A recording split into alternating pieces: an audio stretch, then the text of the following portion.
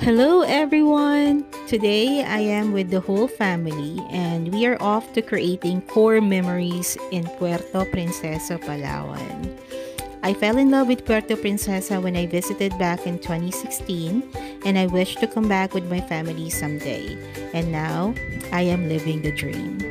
I know traveling with family is very overwhelming mentally, physically, and lalong-lalo na financially. Pero, alam nyo ba na super laki ng matitipid kung i-DIY natin lahat ng tours? Yes, you heard it right. Pwedeng-pwedeng i-DIY yung mga yan. So, apart from documenting our precious travel moments, gusto ko din i-share kung paano mag-DIY at makatipid if you are traveling to Puerto Princesa with your family. So, without further ado, let's get started. We booked our flight via Cebu Pacific Piso Fare Sale in November 2024. And we paid only 10,325 pesos for 6 passengers. So that is only 1,720 pesos per person for a round-trip ticket. Diba ang mura? So keep on watching para sa iba pang travel budget hacks na i-share ko sa inyo. Our flight landed in Puerto Princesa Airport at around 12 midnight. At available pa ang taxi at tricycle sa labas ng airport. Since 6 kami at hindi kami kasya lahat sa isang taxi, mas pinili na lang naming mag-trike. 3 passengers ang limit kada tricycle and 200 pesos ang pamasahe going to city proper. Make sure na kumuha agad ng number sa pilahan ng tricycle sa mismong labas ng arrival area para makasakay kayo agad. From the airport, nasa 10 minutes ang biyahe going to Palawan Bamboo Garden kung saan kami mag-i-stay for 3 nights.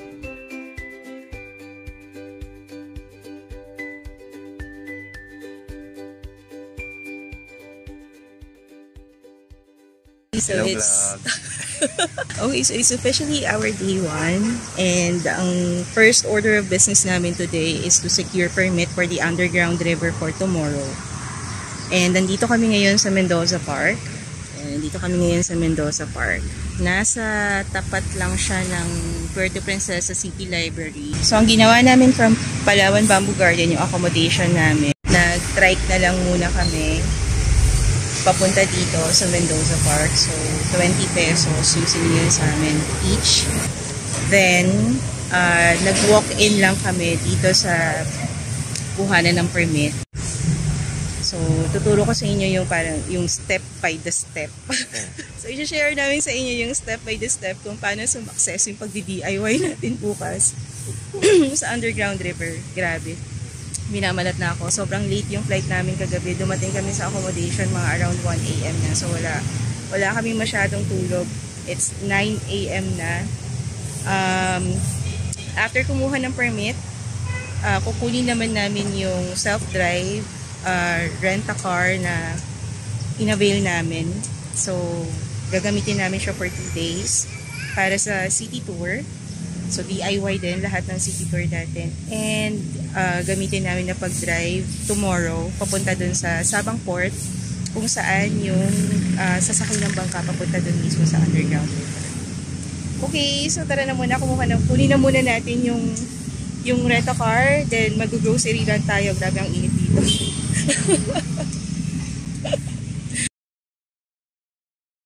So finally na-pick up na natin itong self-drive automatic Toyota Vios na nirent natin sa Palawan Car Rental. Anyway, sa messenger ko lang sila na contact and very smooth naman sila ka-transaction. Ang rate is 1,400 pesos per day plus 200 pesos for the car wash fee. Okay, so may sasakyan na tayo. Umpisahan na natin ang DIY Puerto Princesa City Tour.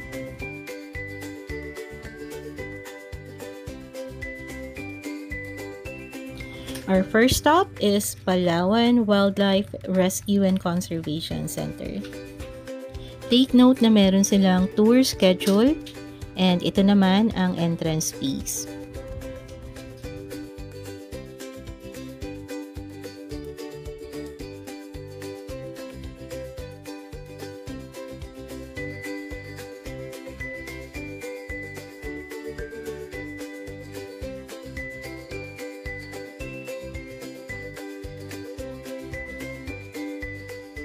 magandang hapon po sa lahat ay mabuhay. Welcome to Palawan Wildlife Rescue and Conservation Center. This is formerly known as Crocodile Farming Institute or CFA. And by the way po, my name is Irene and I will be your guide.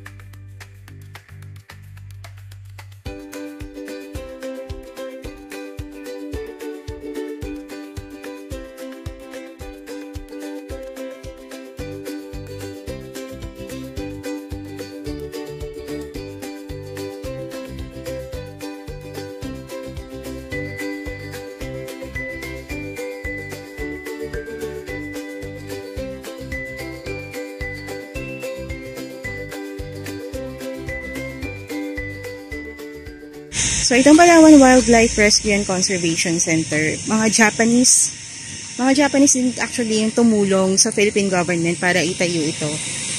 And yung purpose nila is to preserve yung mga endangered freshwater and saltwater crocodiles. Pero, nung una nagtataka ko, bakit sila nagsiserve dito sa Palawan ng crocodile sisig? Kung meron silang ganitong facility na nagpe-preserve ng mga crocodile. So, kanina sa tour, pinaliwanag na yung mga siniserve daw pala dito ng mga crocodile sisig, hindi yun mismo galing sa Puerto Princesa, Palawan. Galing siya sa ibang part, Davao and Teresa Rizal. So, yun, nasagot na yung tanong ko. Kung bakit sila nagsiserve dito ng crocodile sisig, kung meron pala silang goal na is i-preserve yung mga freshwater and saltwater crocodiles. Yan. Okay, so on to our next stop. Punta na tayo sa may butterfly farm. So our second stop is Butterfly Eco Garden and Tribal Village. So yung entrance fee is good na for the Butterfly Eco Garden and also for the Tribal Village. According sa tour guide, mas active sila sa umaga. So mas better na magpunta around 10 in the morning. So nakarating kami dito ng hapon around 3 PM kaya mas konti na yung nakita naming butterfly.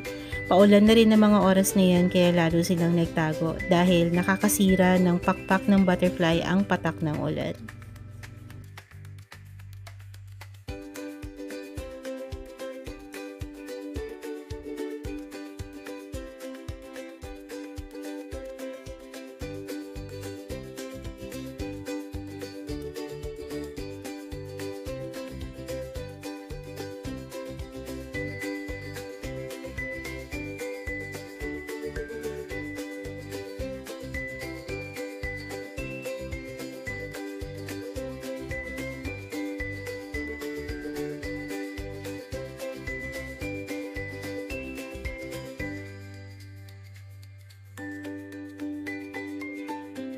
We're done with Butterfly Eco Garden, so let's now go to Palawan Tribal Village. Dito ay binabahagi ng mga Tagbanwa ang uri ng mga pamumuhay at ang mga kultura nila. And welcome everyone to Tribal Village po ng Palawan. So here po, we'll be having a short cultural sharing for about 10 minutes kasama po ang Palawan. If you heard about the Tabon Motorcade na sila po ang mga possible descendants. So 1976 pa lang po, this village became their temporary home or shelter na. Temporary only because they just come and go anytime. And that's about 200 kilometers away from the city. Nowadays, nagko-commute na rin po sila using public transportation. So, ang tawag po namin dito ay cultural sharing. Everyone, hindi po ito. Nakayawakan po yan si Mungka. That's their native product called bagti. Nagtapo yan ang puno ng almasika. So, yan po ay main ingredient sa paggawa ng nail polish, pintura, varnish, fiberglasses, and rugby. So, that's their bagti. Yan po hawak natin. Kapag mabugan na wala pong problema aside from shoulder strap, meron din silang head strap or head support to carry even more weights. Okay? Mahilig din po sila sa music sermon. Meron silang higit na drum. Ang tawag po nila ay gimbal. Meron din silang walk or abonet. Yung dalawang maliliit po, ang tawag nila ay sana. Basal. Altogether, ang tawag po nila ay basal.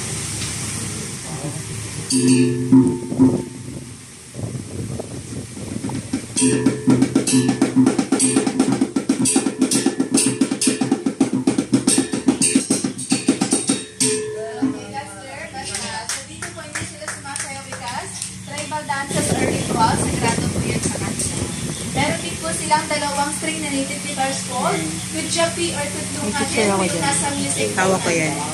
Okay, that's their bird song. Yung play po nila ay bird song nila.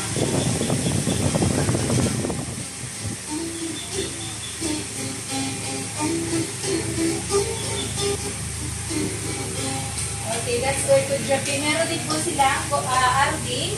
Ito po yung kanilang arding gawa po sa wild palm. Sa dulo merong beeswax. This one, the black one, ginagamit po nila para i-adjust yung mouth. Nagamit lang po ang bibig nila. They can produce an amazing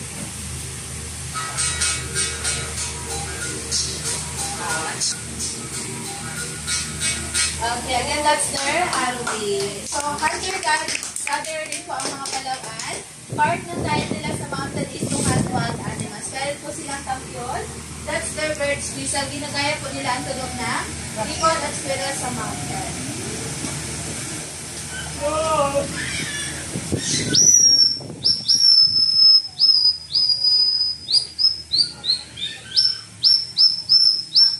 After po yan, kapag isa po na yung target nila, they are going to use their blow guns. Those are sumpit sa Tagalog if you're familiar. Ang tawag po nila ay sapitan. Now, tingin po tayo sa target nila.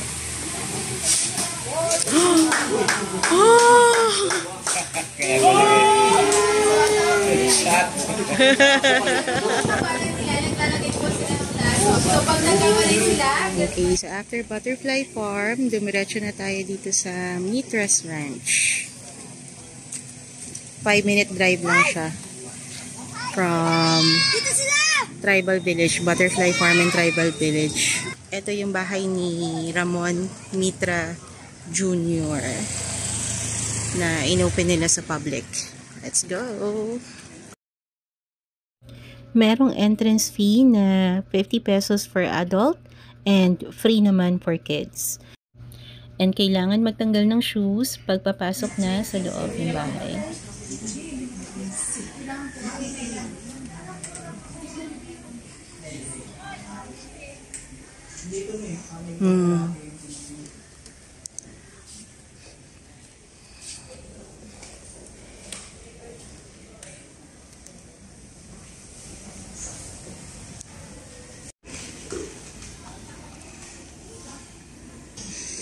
Ayan, so dito sa loob ng bahay ni Ramon Mitra Jr. bawal slippers. Ayan, nakapaa kami. Pogi! Anong pangalan po niya? Dino. Meron din ditong adventure park and pwede kayong mag-avail ng mga activities. Okay, so we're now here at Baker's Hill. This is our second to the last stop.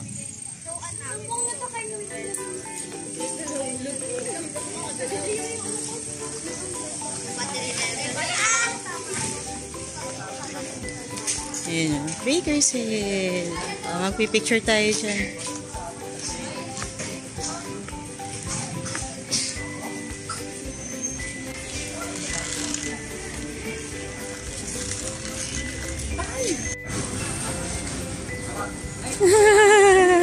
Ayan, yan. Diyan ka sa mga puso-puso. Yan. 1, 2, 3. Bago umalis, bumili din muna kami ng mga pastries.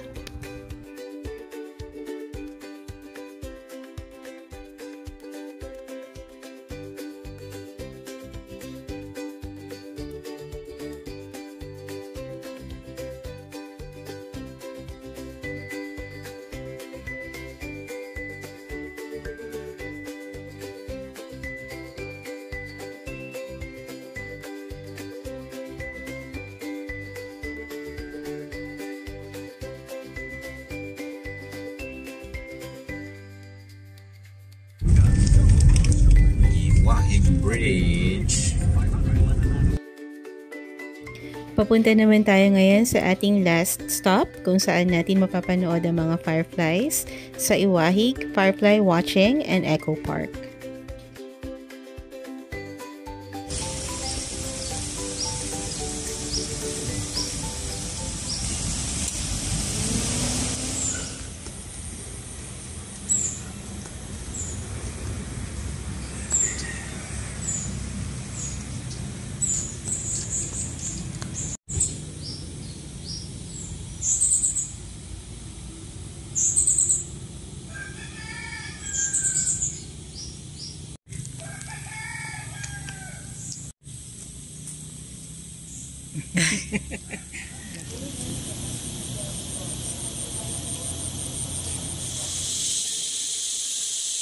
Walang ko naririnig pero ay may ibang mga fireflies. Ha? Hindi. Ay, maingay na yun. So we're now here at our last stop here at Iwahig Firefly Watching. Bali, stretch ng river na merong mga mangrove sa magkabilang side. Doon makikita yung mga fireflies. And dito sa tour na to, hindi sila tumatanggap ng walk-in. So, kailangan yung magpa-reserve. Sa Facebook page nila ako nag-message. Actually, sa Messenger lang ako nakipag-arrange ng tour. And ang pinili ko lang is yung pure tour lang. Walang meal. Kasi meron sila nung package na may kasamang buffet for 1,500 pesos. Or kung tour lang yung i-avail, that's 1,000 pesos. May discount din ng mga senior kasi si mama naka-discount siya. Actually, kinuha namin yung tour lang na walang meal. So, 1,000 kami each and then 800 para kay mama. Then, at least 50% yung down payment. Bank transfer naman or bank account number naman yung binibigay nila. So, totally safe kung magta-transfer ka man ng payment. Then, pagdating dito kanina, saka ko binayaran yung balance. So, ini-schedule din nila. Sabihin nila kung ano oras ka kailangan nandito. And hindi, kung ano yung schedule mo, dapat nandun ka talaga. Kasi hindi nila pwedeng iusog. Kung hindi ka dumating, tulad namin, 7 PM kami ni-schedule, pero kailangan by 6:30 nandito ka na kasi merong mga brief orientation muna bago yung mismong tour. So, pag dumating kami ng after 7 PM, hindi nila pwedeng isingit kami dun sa mga susunod na schedule. So, pwede naman na i-reschedule kanila dun sa following day or possibly sa next available slot. Yun lang. So, currently it's 6:40 PM na. Naghihintay na lang kami na tawagin kami for the orientation. Ayan, ang ingay ng mga kuliglig dito. Apaka-relaxing yung place. Kanina kami pa lang yung nandito, walang ibang tao. Kaya na-enjoy din namin yung place ng kami lang. May sunset pa dito kanina. Super ganda. Ayan, tayo na lang natin na tawagin tayo for the orientation. What are you doing? Advisable din pala na magdala kayo dito ng off lotion. Ang daming, medyo malamok tsaka madaming niknik. Nagpantal nga agad yung balat ko kanina after, or nagpantal nga agad yung balat ko kanina na pagdating natin. Pero if ever makalimutan nyo, meron ditong mabibili. Merong souvenir shop banda doon sa entrance. Yan. 20 pesos yung nakasachet na off lotion. Ito, yung ganito. 20 pesos. Start na ng orientation.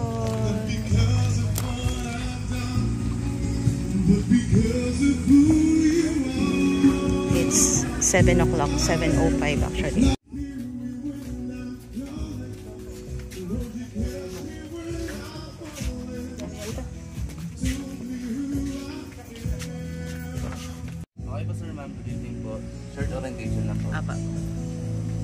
Hi everyone. Welcome to Iwahig Firefly Watching and Eco Park. We're delighted to have you join us on this magical journey. Before we embark, let's go over some important information to ensure a safe and enjoyable experience for everyone. First, let's talk about safety. Please ensure you wear your life jackets at all times while on the boat. Our guides will assist you with fitting and securing them properly.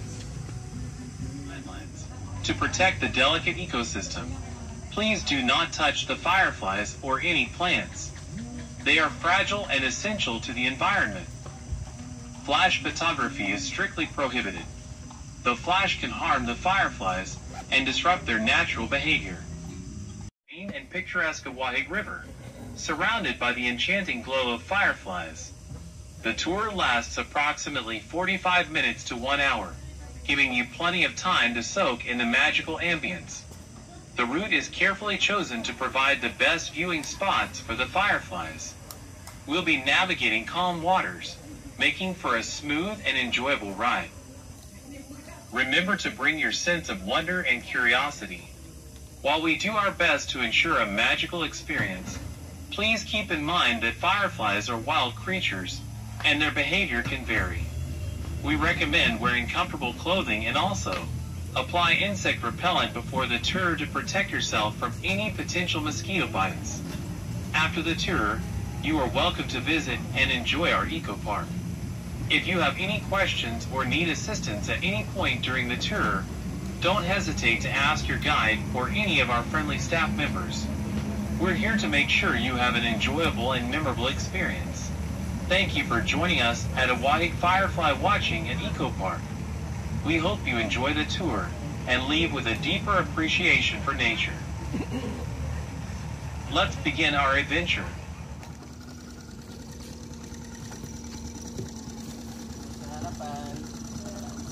Wow! Ganda. Okay, so kakatapos lang nung boat tour namin for the firefly watching, and grabe, sobrang ganda pa din. And the good thing is, nung nag-open sila ulit ng 2018, kasi daw pinasara daw ito, pinasara pala ito ng 2018, nung nag-open sila, mas hinabaan nila yung stretch ng mangrove na dinadaanan ng boat. Ganun pa din, sobrang dami pa rin fireflies, and happy ako na nakita yun ng mga bagets ko. And I'm sure maalala nila to hanggang sa pagtanda nila. Ito yung klase ng experience na hindi mo makikita sa video, hindi mo makikita sa picture. You have to experience it ng personal para mas ma-appreciate mo siya. Kasi hindi talaga siya makikita sa video. Kahit, I don't know, siguro yung mga magagandang camera, pero kanina kahit anong gawin namin, hindi talaga namin siya ma-video ng maayos. So, yun lang, recommended for kids kasi siguradong magical yung experience, and hindi nila ito makakalimutan hanggang sa pagtanda nila.